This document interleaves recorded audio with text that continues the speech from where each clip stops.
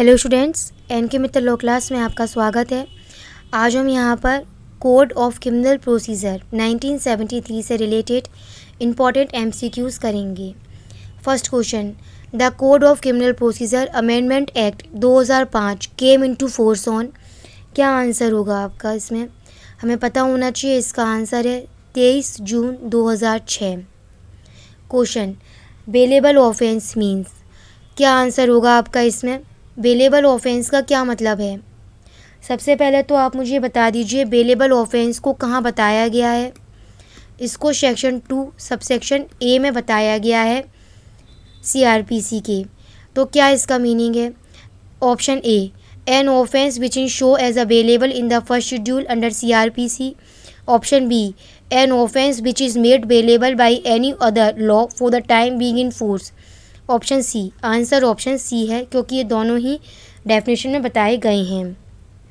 Question, non cognizable offence means an offence where in. सबसे पहले तो मेरा क्वेश्चन यहाँ पर यह अराइज होता है कि जो नॉन कॉग्निजेबल ऑफेंस है उसे कहाँ बताया गया है, आप बताइए। उसको सीआरपी के सेक्शन 2L में बताया गया है। नॉन कॉग्निजेबल ऑफेंस एक ऐसा ऑफेंस होता है जहां पर police officer has no authority to arrest without warrant. Option A इसका सही आंसर है। Question, under which section of the code of criminal procedure 1973 the term offence.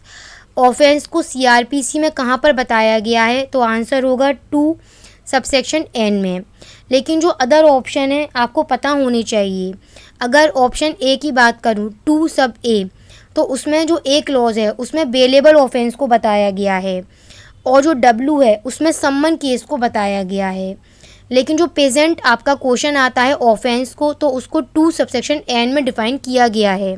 Question, warrant case has been defined. पहले तो बता दिया है कि warrant case कहाँ पर आते हैं, सीआरपीसी के 2X में आता है।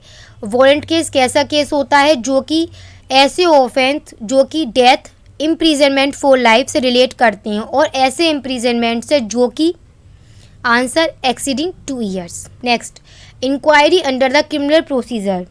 पहले आप मुझे ये बताइए कि इंक्वायरी को डिफाइन कहाँ पर करा गया है। तो इसे डिफाइन करा गया है इंक्वायरी को सीआरपीसी के सेक्शन 2 सबसेक्शन जी में। और इंक्वायरी का मतलब inquiry under criminal procedure is to be conduct by, answer क्या होगा, मजिस्ट्रेट या कोर्ट। क्वेश्चन, यहाँ पर आपसे इस क्वेश्चन में पूछा गया है जो विक्टिम है उसमें अब किन लोगों को और इंक्लूड कर लिया गया है।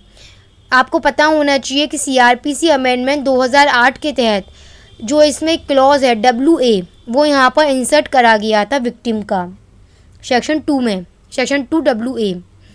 अब यहाँ पर विक्टिम का मतलब as a person who has suffered any loss और injury caused by any reason of the act or omission for which the accused person has been charged and includes victim में। और कौन कौन आएगा विक्टिम में? उसके विक्टिम के guardian और लीगल हेयर भी यहाँ पर इंक्लूड करे गए हैं। Question, public prosecutor. सबसे पहले तो कहाँ पर डिफाइन है पब्लिक प्रोसिक्यूटर? सेक्शन 2U में डिफाइन करे गए हैं। और पब्लिक प्रोसिक्यूटर का means and includes option A, any person appointed under section 24, any person acting under direction of a public prosecutor, या फिर option C, answer option C. Question, summons case का क्या मतलब है? इतना बता दीजिए बस आप मुझे, what is the meaning of सम्मन केस। सबसे पहले तो ये बता दीजिए सम्मन केस कहाँ पर है। सेक्शन 2 सबसेक्शन W में है सम्मन केस।